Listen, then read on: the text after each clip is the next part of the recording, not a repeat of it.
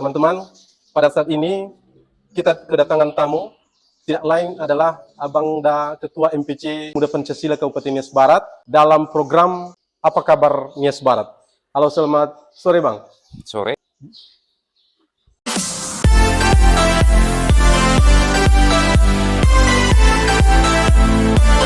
Ada yang mengatakan Nias Barat baik-baik saja, ada yang mengatakan Nias Barat kurang baik-baik saja. Jadi bagaimana pendapat Abang ini? Silakan Bang. Menurut tanggapan saya, Nias Barat ini keseluruhannya kalau kita lihat dari satelit atau sisi apa saja, Nias Barat termasuk cantik, hebat.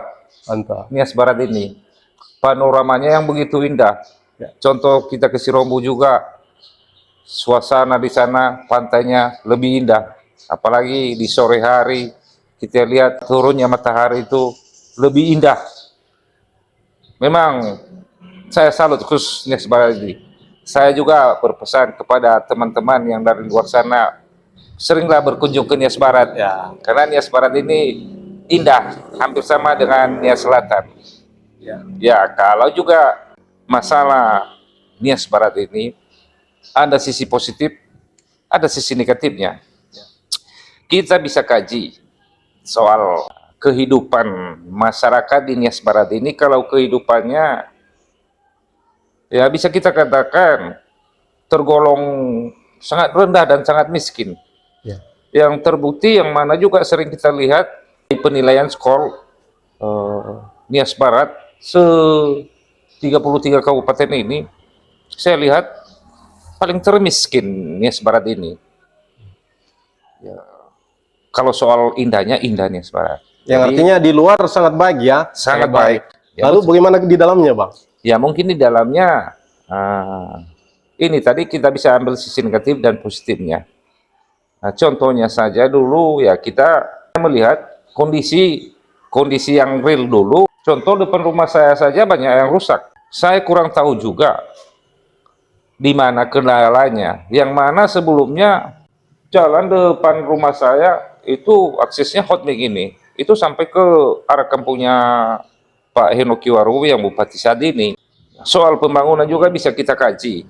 Memang banyak pembangunan yang mana titik-titiknya dia menyebar ke kecamatan, tapi kita kurang tahu yang di mana. Ya. Yang saya tahu selama ini khusus akses jalan kebanyakan di Moroe. Ya, saran saya juga kepada pimpinan yang lagi memimpin saat ini, khusus Pak Henoki Waru, cobalah jangan diforsir akses jalan itu khusus di Moroe. Ya. Nah, ini 8 kecamatan, Moi, Mandre, Sirombo, Ulu Moroe, dan Moroe. Sebenarnya kalau banyak anggaran itu tidak masalah diforsir di kecamatan Moroe, tapi jangan berlebihan. Ya maksud kita menyeluruh, yang mana tadi banyak kendala. Kendalanya masyarakat yang saat ini kebanyakan mereka itu hidup dari perekonomian, ekonomi mereka pertanian. Ya. Disitulah kadang saya juga sedih melihat akses kendaraan yang mana sebelumnya roda 4, roda 2 bisa mengakses yang di 8 kecamatan. Ya contohnya saya lihat juga Lahagu yang dulunya itu akses jalannya bagus. Maksudnya Lahagu ini Mandai Utara ya? Mandai Utara. Ya. Dulu bagus akses jalannya.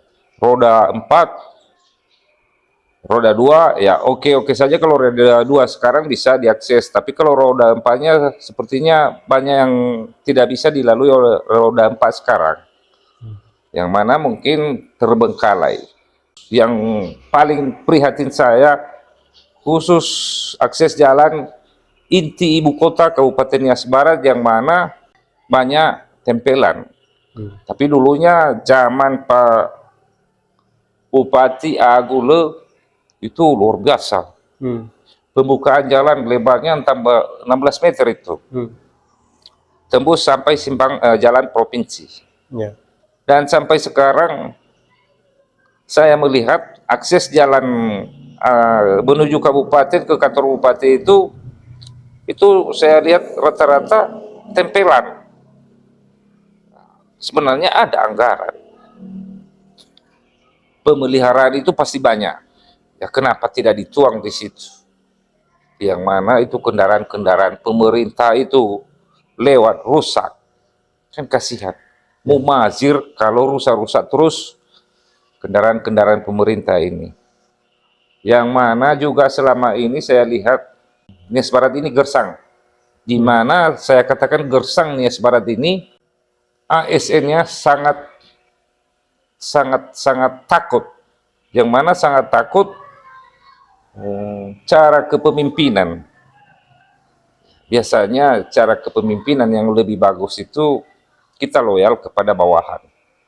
Ya otomatis juga bawahan pasti loyal kepada pimpinan. Ya. Ya bisa saya perbandingkan, mungkin banyak yang debat ke depan. Kenapa? Ya perbandingannya ya begini.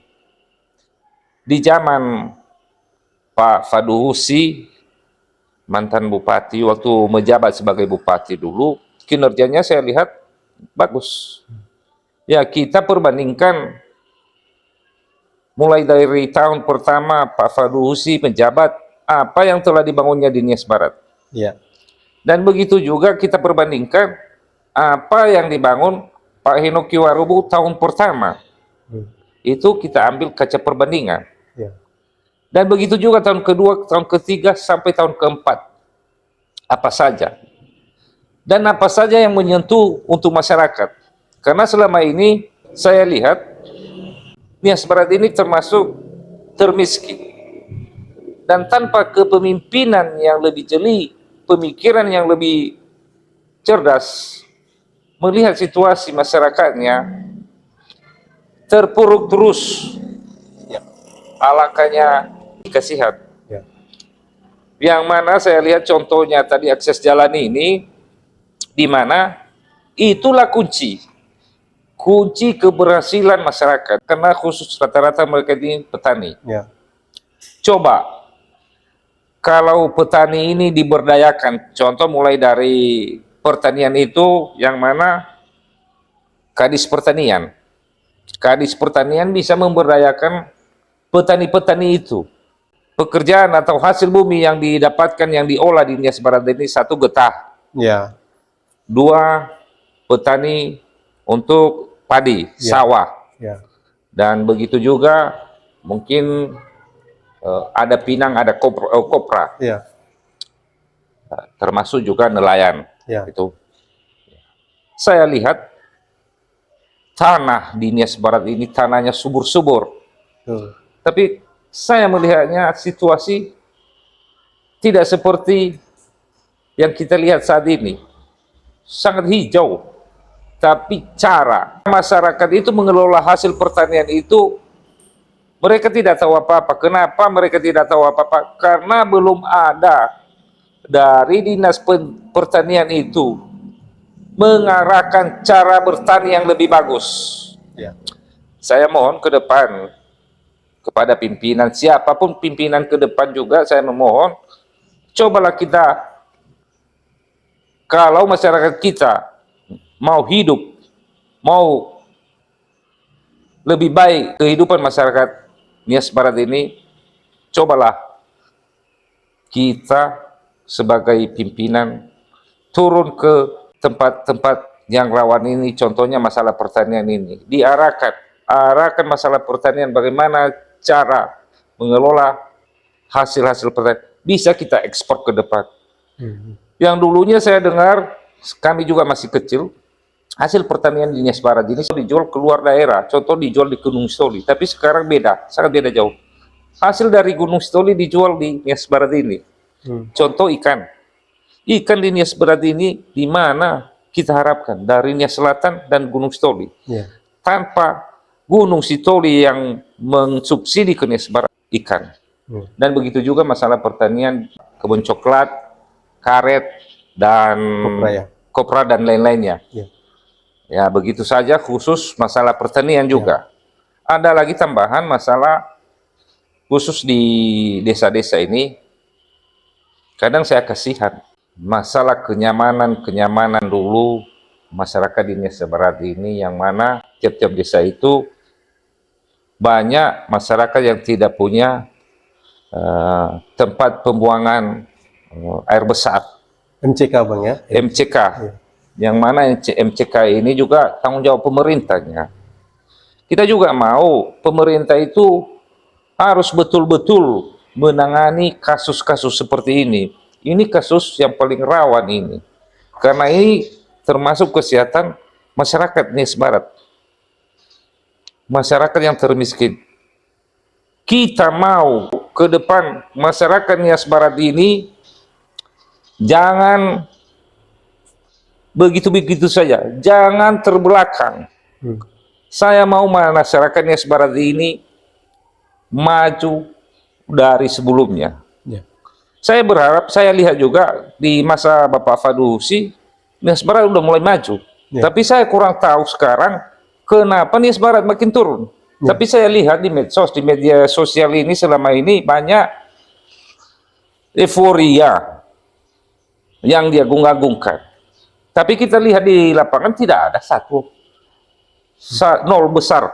Jadi saya mau ya kejelasan itu, jangan kita membohongi publik, masyarakat. Kita membohongi masyarakat, masyarakat juga terus termiskin.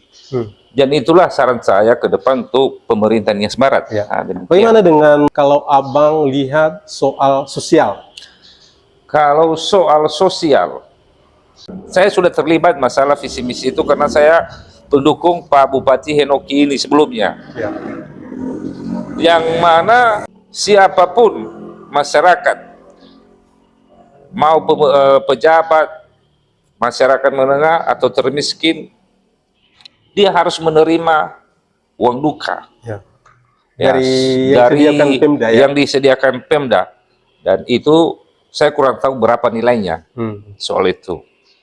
Tapi saya kurang tahu soal sekarang masalah, karena saya juga sudah menjauh dari pemerintah. Saya mau menonton juga kinerja pemerintah, bukan berarti kita mau menjatuhkan pemerintah, tapi kita mau membantu mendukung kinerja pemerintah yang di saat ini, karena kita tidak mau Nias Barat ini anjlok dan hancur.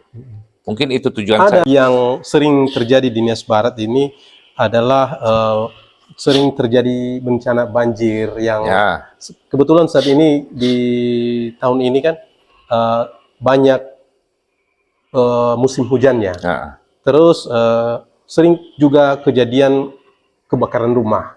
Jadi bagaimana Abang melihat kejadian di Nias Barat seperti ini? Soal itu kadang juga saya merasa kasihan dan prihatin kepada masyarakat yang lingkungannya tinggalnya dekat sungai. Tiap hujan tetap banjir. Yang saya lihat selama ini juga pemerintah hanya datang memberi bantuan, tapi tidak ada solusi. Saran saya kepada pemerintah, alangkah baiknya bukan hanya memberi bantuan, tapi berilah solusi.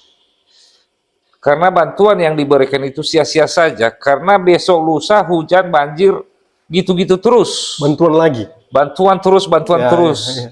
Sama saja halnya kita juga boros-boros uang itu. Mendingan uang itu kita buat ke tempat-tempat yang bermanfaat. Jangan begitu-begitu terus. Ya contohnya, jalan satu-satunya yang lebih baik menurut saya, seperti hujan, banjir, cobalah normalisasi. Ya sebenarnya menurut saya normalisasi sungai itu gampang sekali. Ya pimpinannya kalau bijak, datang ke pusat sana, ke kementerian di sana, minta solusi, dibantu masalah begini, kami kurang tahu soal ini. Jangan kita juga sebagai orang Nias Barat yang sok tahu. Yang sok tahu di situ kita gagal. Walaupun kita tahu, tapi kita harus minta bantuan kepada pusat. Bagaimana cara menormalisasi sungai begini? Sungai, contoh Sungai Moroe. Sungai Moroe, Sungai Sibalawa, Sungai Oyo. Itu akses yang lebih besar sungainya. Kalau pemerintah mau dan betul-betul membangun masyarakat Nias Barat datang ke pusat sana mencari bantuan solusi. Bagaimana cara menormalisasi sungai, khusus dulu di Moro, karena sungai Moro ini paling rawan, tiap hujan pasti banjir. Normalisasi sungai. Begitu juga di Siwalawa, begitu juga di Sungai Oyo, dan sungai-sungai lain khusus di Nias Barat ini. Saya rasa dengan sudah ada normalisasi sungai, masyarakat pun merasa nyaman tidurnya. Ya. Harta benda mereka tidak hilang tiap banjir. Jadi disitulah masyarakat itu selalu termiskin karena tidak ada solusi. Mereka beternak, datang banjir, hanyut. Begitu-begitu terus. Termasuk masalah penanganan kebakaran yang saya lihat juga begitu juga. Ya. Soal kebakaran di Nias Barat, saya lihat nanti udah ada kebakaran, saya dengar di medsos. Ada bantuan dari pemerintah, hanya memberi bantuan. Tapi kebanyakan rata-rata saya lihat rumah yang terbakar hangus dilalap api semua. Yang saya sesali selama ini masalah damkar. Ya. Mulai terbentuk Kabupaten Nias Barat ini 2009 atau 2008 terbentuk Sekitar 14 tahun. sekitar 14 tahun. Ya. Apa tidak bisa diadakan damkar itu? Sebenarnya damkar itu sudah ada. Ya buktinya kita lihat kabupaten lain di Nias Barat ini sudah banyak. Saran saya jangan hanya mobil-mobil pejabat aja yang diurus, yang dibenahi. Begitu rusak 1 tahun diganti yang baru. Saran saya kepada pemerintah, tolonglah damkar itu diadakan di Nias Barat ini. Jangan sampai ketika ada kebakaran di Nias Barat ini, rumah korban langsung hangus. Karena tidak ada penanganan yang lebih cepat. Ya, di situ kita juga merasa prihatin di situ. Jadi abang bilang tadi, abang termasuk tim sukses pemerintah sekarang. Jadi yang menjadi pertanyaan, ketika abang berbicara soal damkar, kira-kira ada nggak di dalam visi misi untuk pengadaan itu? Yang ada dalam visi misi ada damkar, pengadaan damkar, dan kalau tidak salah 100 sekian. Oh, ya, banyak ya, Bang, Banyak ya? 100 sekian visi misi di situ. Ya. Sangat relevan kecil, tapi ini sangat menyentuh untuk masyarakat. Ya. Yang mana masalah mobil damkar ini. Inilah yang lebih penting, jantung masyarakat ini. Ketika sudah diadakan damkar, mungkin resiko tidak terlalu banyak masalah kebakaran dan tidak dilalap api semua harta bendanya. Artinya dalam diskusi kita ini, Bang, bahwa bisa kita ambil garis benangnya bahwa Nias Barat ini menurut abang tidak dalam keadaan baik-baik saja. Kalau untuk kepemimpinan, pemerintahan, saya lihat Nias Barat ini tidak baik-baik saja. Tidak seperti pemerintahan sebelumnya. Loyal, luwes kepada masyarakatnya. Ini penuh dengan tekanan. Ya. Dan saya mohon ya, kepada pemerintah, janganlah dibuat seperti begitu. Mari kita bergandeng tangan membangun Nias Barat ini, khususnya mengembangkan perekonomian Nias Barat, termasuk di jajaran pemerintah. Jangan ditekan, ditakuti. Karena saya lihat selama ini, pemerintah atau ASN mereka sangat takut kepada pemimpin. Bukan loyal, tapi karena takut. Tunduk karena takut. Mereka terlalu hati-hati. Dan kita tidak mau seperti itu.